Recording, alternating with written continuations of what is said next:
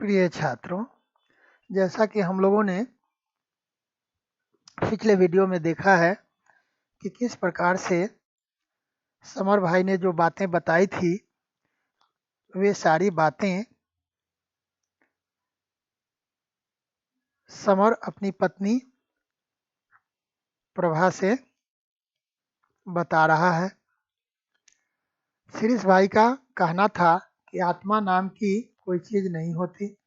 शिरीष भाई ने तर्क वितर्क में ये बताया था कि आत्मा नाम की कोई चीज़ नहीं होती। अभ्यास, प्रभाव, परंपरा, नकल सब मिलकर एक प्रकार के संस्कार मन में जमा देते हैं। कहा कि आत्मा नाम की कोई चीज़ नहीं होती और ये जो संस्कार जो हैं ये आदमी में कहाँ से आ जाते हैं। अभ्यास करेगा मतलब लगातार एक ही चीज़ को करेगा वह, और किसी दूसरे का प्रभाव मतलब इन्फ्लुएंस पड़ेगा। परंपरा मतलब ट्रेडिशन, नकल मतलब दूसरे की नकल करना। ये सब मिल कर के हमारे मन में एक संस्कार बन जाता है और यही संस्कार हर नया काम करने में बाधक होते हैं और यही संस्कार जो है हमें कोई नया काम करने से रोकता है, क्योंकि शुरू से हम, अभ्यास का मतलब हुआ शुरू से हम इकट्ठे रहते आए हैं और माता पिता से अलग होना इज्जत का सवाल मान लेते हैं, उसका प्रभाव हमारे ऊपर पड़ता है। और ट्रेडिशन मतलब यह हमारे दादा परदादा पिताजी सब करते आए हैं तो हम कैसे छोड़ दें। रह गई नकल की बात, तो उन्होंने ऐसा किया तो हम भी वैसा करेंगे। तो ये सब मिलकर के हमारे मन में एक संस्कार जमा हो जाते हैं और यही संस्कार जो है हमें कोई नया काम करने में रुकावट पैदा करता है। बाधक होते हैं मतलब रुकावट पैदा करने वाले होते हैं। हम समझते हैं कि हमारी आत्मा हमें रोक रही है। हम क्या समझते हैं कि मेरा मन मुझे रोक रहा है। लोग बोलता है ना कि माई कॉन्शियस डज नॉट अलाउ। आप लोग सुने होंगे, बहुत लोग कहते हैं कि how he did that I don't know, my conscious does not allow this. ऐसा हम लोग बोलते हैं। कभी कभी हम कुछ काम करना चाहते हैं तो हमारा मन ही बोलता है कि no, I should not do this, this is not good, I should not do this. फिर कभी कभी हमारे मन में होता है no, why, I do this. लेकिन लास्ट में फिर हमारे मन से एक आवाज आती है, no no no no, we should not do this, I should not do, और हम नहीं करते हैं। कहने का मतलब ऐसा क्यों होता है, हमारे अंदर में जो हमारा संस्कार है वह संस्कार हमें रोकता है। तो कहने का मतलब कि बुरा काम करने के लिए जब हमारा संस्कार हमें रोकता है ये तो अच्छी बात है, लेकिन अच्छा काम करने के लिए भी हमारा संस्कार रोकता है तो ये अच्छी बात नहीं है। अब आप कहेंगे कि हमारा संस्कार अच्छा काम करने के लिए क्यों रोकेगा? रोकता है ना। हमारे पूर्वज लोग, हमारे माता पिता, हमारे दादा दादी, दादा दादी के माता पिता, फिर उनके माता पिता, कहने का मतलब कि हमारे फोर फादर्स, हमारे पूर्वज जो करते आए और वह समाज के लिए बाधक था। हमारे पूर्वजों में कोई एक संस्कार था और उसी संस्कार को हम परंपरा के रूप में, ट्रेडिशन के रूप में कैरी फॉरवर्ड करते चले आए और वह हमारी प्रगति में, हमारी उन्नति में, हमारे विकास में बाधा पहुंचा रहा है। तो हमें वैसे संस्कारों को छोड़ देना चाहिए। कहने का मतलब शिरीष भाई ने ये समझाया था कि यह जो ज्वाइंट फैमिली है, संयुक्त परिवार है, वह व्यक्ति के व्यक्तित्व के विकास में बाधक है।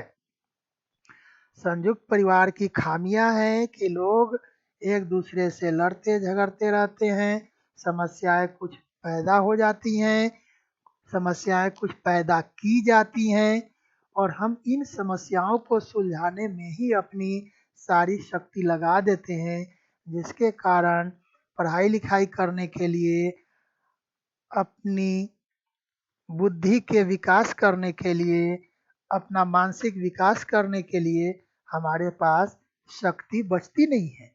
क्यों?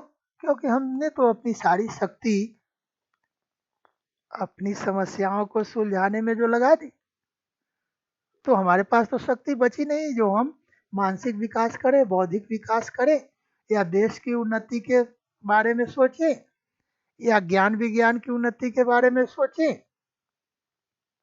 या साहित्य और दर्शन की उन्नति के बारे में सोचें। तो इसलिए यह जो संस्कार हमें अपने पूर्वजों से मिला है, इस संस्कार को छोड़ देना चाहिए। यह आत्मा केवल संस्कारों का दूसरा नाम है। यह आत्मा जो है संस्कार का दूसरा नाम है। असल में अपनी परंपरा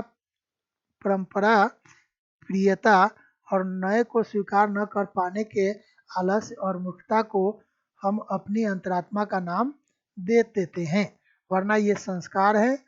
और एक बार संस्कारों का असली रूप पहचान कर आप अपने संस्कारों को बदल भी सकते हैं। ये थोड़ा फिलोसफिकल है, यहाँ समझने की कोशिश कीजिए। असल में जो हम अपनी परंपरा के प्रति जो बहुत कीन रहते हैं, इंटरेस्टेड रहते हैं कि नहीं ये हमारी परंपरा है और हमारी परंपरा हमारे लिए प्रिय है, हम इसको कैसे छोड़ें। और कोई नई परंपरा है उसको हम स्वीकार करने में आलस करते हैं, मूर्खता करते हैं। कोई नई परंपरा को अपनाने के लिए, कोई जो नया ट्रेडिशन है उसको हम एक्सेप्ट करने के लिए, एडॉप्ट करने के लिए आलस दिखाते हैं और मूर्खता करते हैं, और जिसके कारण हम कहते हैं कि हम अपनी परंपरा को नहीं छोड़ेंगे, हमारी परंपरा हमारे लिए प्रिय है। और इसी को कहते हैं कि यह मेरी अंतरात्मा कह रही है, यह मेरा कॉन्शियस कह रहा है। ये कॉन्शियस नहीं है, ये आपका संस्कार है। और आप अपने संस्कार का असली रूप पहचान लीजिए कि यह संस्कार आपकी प्रगति में बाधक है या आपकी प्रगति में सहायक है। यदि आपको लगता है कि नई परंपरा जिसे आप एडॉप्ट करने जा रहे हैं, अपनाने जा रहे हैं, वह यदि आपकी प्रगति में सहायक है, तो आप पुरानी परंपरा को छोड़ दीजिए और नई परंपरा को अपना लीजिए, एडॉप्ट कर लीजिए। सीरीज भाई ने संस्कारों और अंतरात्मा के बारे में एक अच्छा सा उदाहरण दिया, कि ये संस्कार और अंतरात्मा क्या है।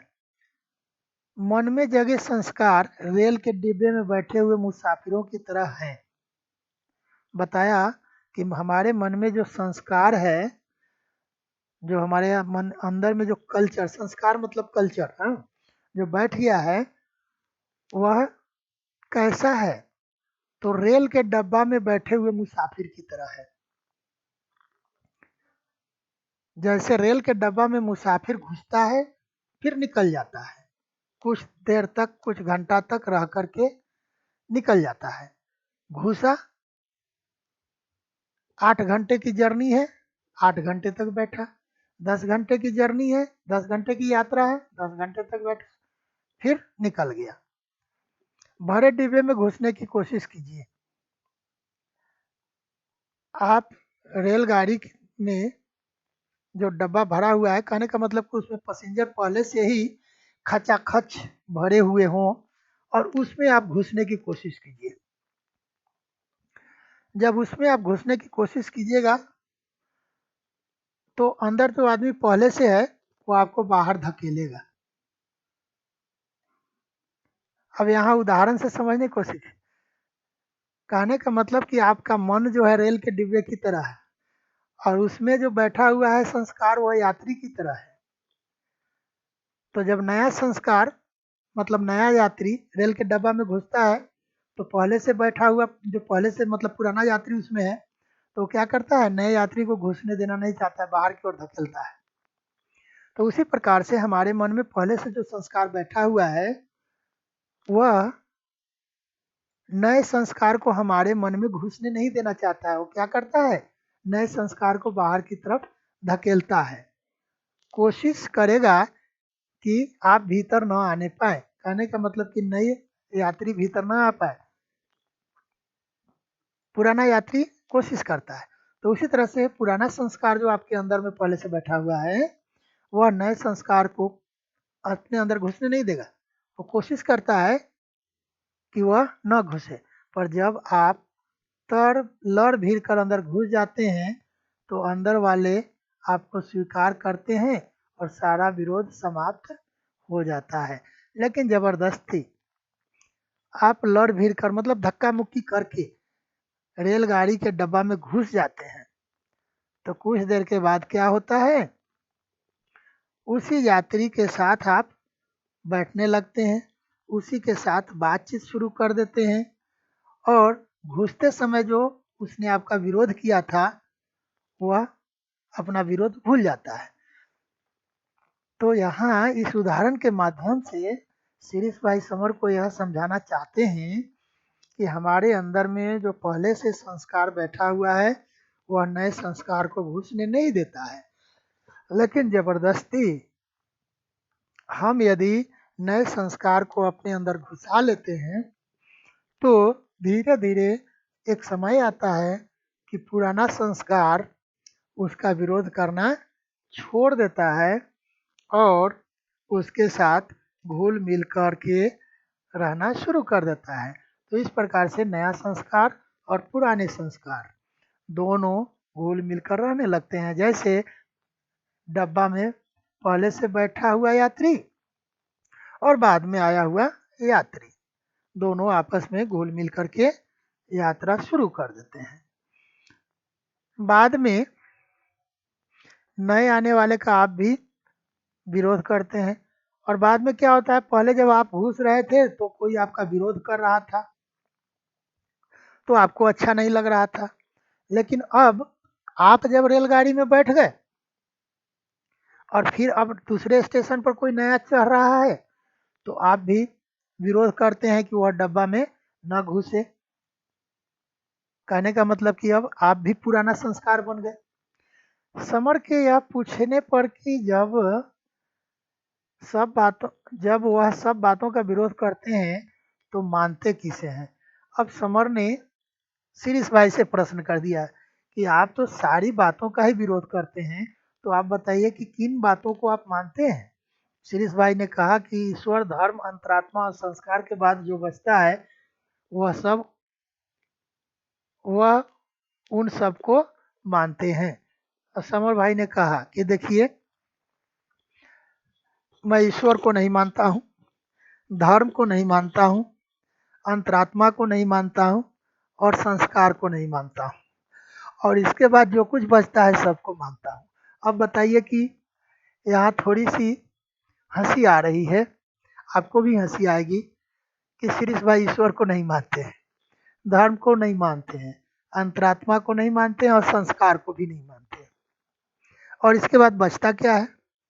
उन्होंने कहा कि इसके बाद जो बचता है सबको मानते हैं। हर स्थिति में हर कहीं आदमी विकास करता है, वह पुराने को छोड़कर नया ग्रहण करता है। उन्होंने कहा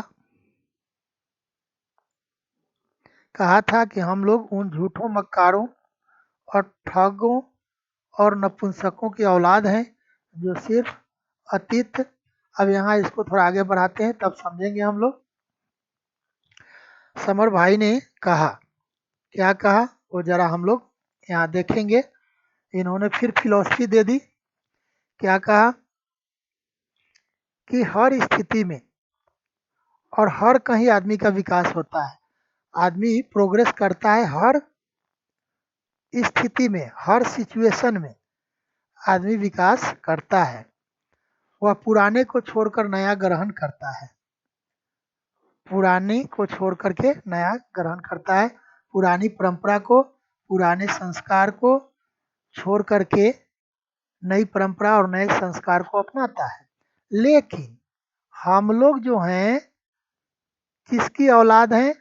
झूठों की औलाद है। हमारे पूर्वज झूठे हैं, मक्कार हैं। मक्कार मतलब कनिंग है, ठग रहे हैं और नपुंसक।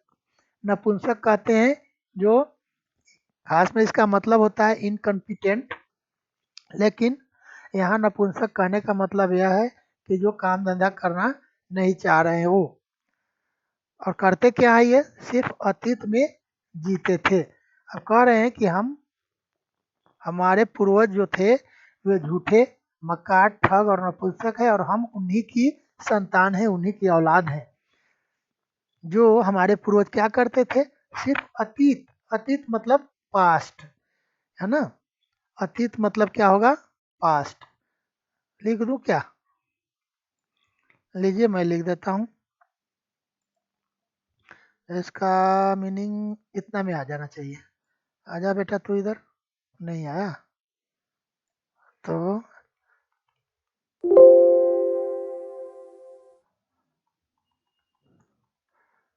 आ जाएगा इतना में। पास्ट, है ना? तो अतीत मतलब क्या हो गया? पास्ट। तो हम उनकी संतान हैं जो ये भाग करके चला आया। अच्छा खैर जोड़ है, आप समझ जाएंगे। अच्छा इस लाइन को यहाँ से यदि हटा दो तो ठीक रहेगा। चल भाई लाइन तू हट जा तो ये पास्ट में जीते थे। न उन्हें अपने समाज की समस्याओं का ख्याल था, न अपने समय का ख्याल था। तो हमारे जो पूर्वज थे उन्हें अपने समय का ख्याल नहीं था और अपनी समस्याओं का ख्याल नहीं था। ये समर भाई का, सॉरी शिरीष भाई का मानना है। खुद अपने माथों पर अक्षत चंदन लगाकर अपनी पूजा किया करते थे। अपने माथे पर चंदन लगा लेते थे और अपनी पूजा में मस्त रहते थे। हमने कभी यह नहीं सोचा कि जिन्हें हमने महान बनाया हुआ है वे महान क्यों है? हाँ ये बात सोचने लायक है। कभी आपने सोचा? हमने सोचा कि हम जिसको महान मानते हैं और जिनको महान बना दिए वो महान क्यों है? आखिर हम उनको महान मानते हैं और उनको महान बना दिया, ग्रेट बना दिया, हम लोगों ने बना दिया, तो वो महान क्यों है? अरे भाई सच तो यह है कि वे सीना तानकर अपने समय और समाज की समस्याओं से जूझते थे। सिरों पर कफन बांधकर उन्होंने अपने युग की ललकार का जवाब दिया था। इसलिए उनको हम महान मानते हैं और वे महान हैं। क्यों? क्योंकि वे भी अपने समय में समस्याओं से जूझते थे और जीने मरने का ख्याल छोड़कर अपने सिर पर कफन बांधकर और उस युग की जो ललकार थी उस ललकार का जवाब दिया था। इसलिए वे महान हैं। हम और आप किसी का विरोध जताने के लिए पार्लियामेंट पर बम फेंकने नहीं जाएंगे। खुदीराम बोस ने फेंक दिया था। हम और आप किसी समस्या का समाधान करने के लिए जा करके रेल की पटरी पर सोना पसंद नहीं करेंगे। हम और आप हफ्ता दिन के लिए भूख हड़ताल पर नहीं जाएंगे। सोचेंगे कि बिना कुछ गंवाए, बिना कुछ बलिदान दिए, बिना कुछ सेक्रीफाइस किए समस्या का समाधान हो जाए। जो अपना बलिदान दे देता है भले ही वह उस समस्या का समाधान नहीं देख पाता है, लेकिन उसके पीछे आने वाली पीढ़ी उसका नाम लेते हैं और उसे महान मानते हैं। इसलिए वे महान हो गए। अंग्रेजों को भारत से दूर करने में महात्मा गांधी ने कितनी सारी परिस्थितियों को झेला होगा, हम लोग कल्पना करके ही भयभीत हो जाते हैं। लेकिन उन्होंने उन समस्याओं को झेला, कितनी बार जेल की यात्रा की, भारत आज़ाद हो गया। आज़ादी का सुख उन्होंने प्राप्त नहीं किया, हम लोग कर रहे हैं। लेकिन आज वे हमारी नज़र में महान है। क्यों महान है? क्योंकि उन्होंने समाज के लिए किया, देश के लिए किया। जित इतनी यातनाएं सही, इतनी समस्याओं का सामना किया, किसके लिए किया? देश के लिए किया, समाज के लिए किया, मानव कल्याण के लिए किया। तो ये लोग महान हो गए। तो कहने का मतलब शिरीष भाई यहाँ बता रहे हैं कि हम उनकी औलाद हैं जो पूजा पाठ करते थे, पूजा पाठ में ही अपना समय गंवाया। न तो उन्होंने समस्याओं का ख्याल किया, न तो समय का ख्याल किया कि भाई हम तो अपना जीवन गुजार लिए, आने वाली पीढ़ी के लिए क्या होगा। तो आने वाली पीढ़ी के लिए तो हमें कुछ करके जाना पड़ेगा। लेकिन ऐसा उन लोगों ने सोचा नहीं, वो तो हमेशा अतीत में जिए, पास्ट में जिए। तो उन्होंने बताया कि देखो भाई, कोई महान ऐसे नहीं बनता है, महान बनने के लिए उसे सीना तान कर, मतलब साहस के साथ समस्याओं से जूझना पड़ता है। और उस समय की जो सामाजिक स्थिति होती है, जो राजनीतिक स्थिति होती है, उससे डटकर मुकाबला करना पड़ता है, तब जाकर के आदमी महान बनता है।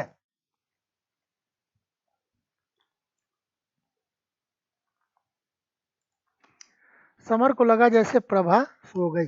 अब ये सारी बात वह प्रभा से बता रहा था, लेकिन प्रभा का रिस्पॉन्स नहीं था, इसलिए समर को लगा कि शायद प्रभा सो गई। उसने प्रभा को जगाना ठीक नहीं समझा। शिरीष भाई की नई बातों का एक एक शब्द उसके दिमाग में गूंज रहा था। शिरीष भाई ने जितनी सारी बातें बताई थी, वे सारी बातें समर के दिमाग में गूंज रहा था। उसे लगा कि उसके दिमाग के कमरे हजारों साल से बंद थे और उसमें सीलन, घुटन, धूल, कूड़ा, उमस, जाले और भी न जाने क्या क्या अलाए बलाए जमा हो गए थे। अब समर को लगा कि उसका दिमाग जो है एक कमरा के समान है, और उसका दिमाग का जो कमरा है वो 1000 साल से बंद था। और आप जानते हैं, जो कमरा बंद रहता है उस कमरे में सीलन, सीलन मतलब डैम्प हो जाता है, और जब आप उसमें घुसेंगे तो घुटन, सफोकेशन, सफोकेशन महसूस होगा। उसमें धूल कूड़े सब होंगे।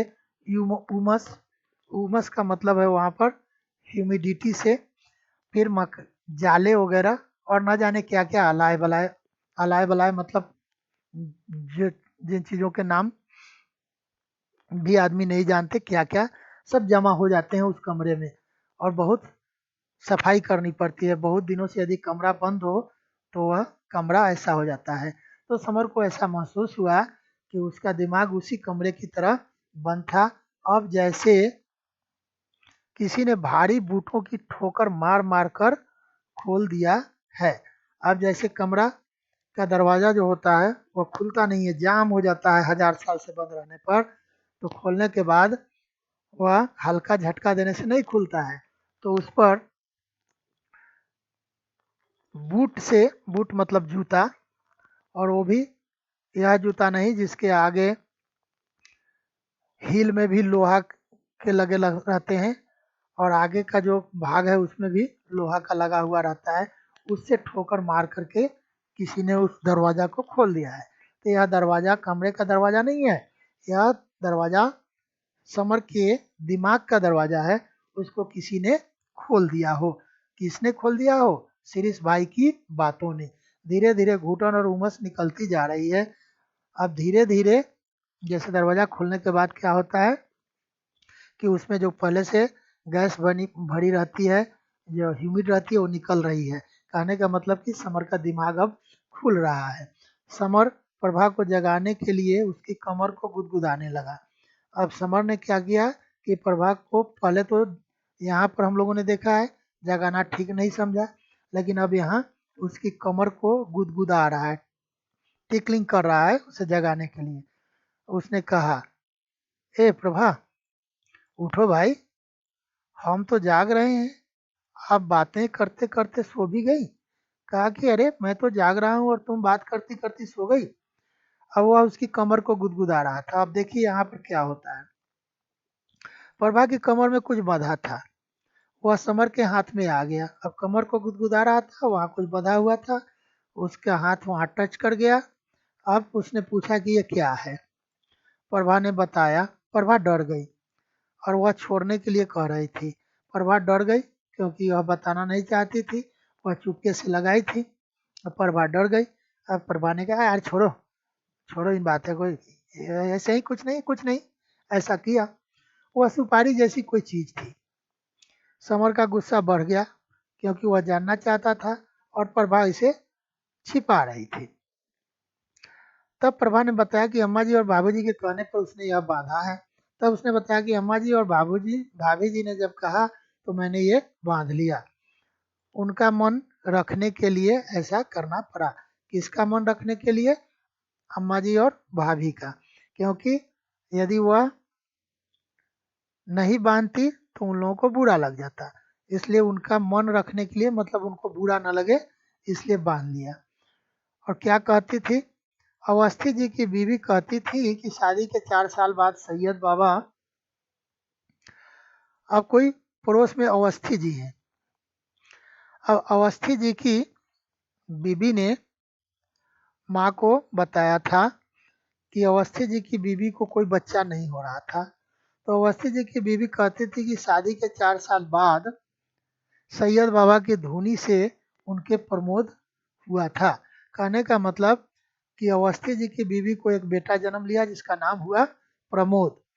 तो शादी उनकी हो गई थी, 4 साल शादी का हो गया था, लेकिन उन्हें कोई बच्चा जन्म नहीं ले रहा था।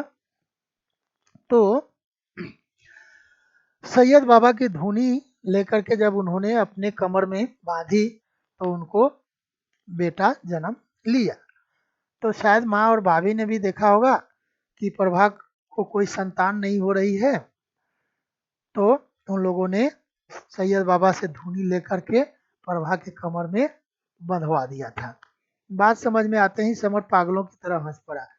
अब बात समझ में आई, समर पागल की तरह हंसा, बोला, अच्छा अब समझ में आया, बच्चा चाहिए, अपने खाने पीने का ठिकाना नहीं नहीं है, और टटुंगना अभी से लटका लो। टटुंगना अभी से लटका लो मतलब बच्चा अभी से लटका लो। अपने खाने पीने का तो अभी ठिकाना नहीं है, और बीच में एक तीसरा बच्चा पैदा हो जाए तब तो और परेशानी होगी। उसने एक झटके से क्या किया, धुनी की पोटली तोड़कर गली में फेंक दी। अब उसके कमर से धुनी की जो पोटली थी उसको तोड़ दी और फेंक दिया। प्रभा ने कहा कि वह क्या करे, सारा दिन बाँझ बाँझ कहकर उसकी जान खाई जाती है।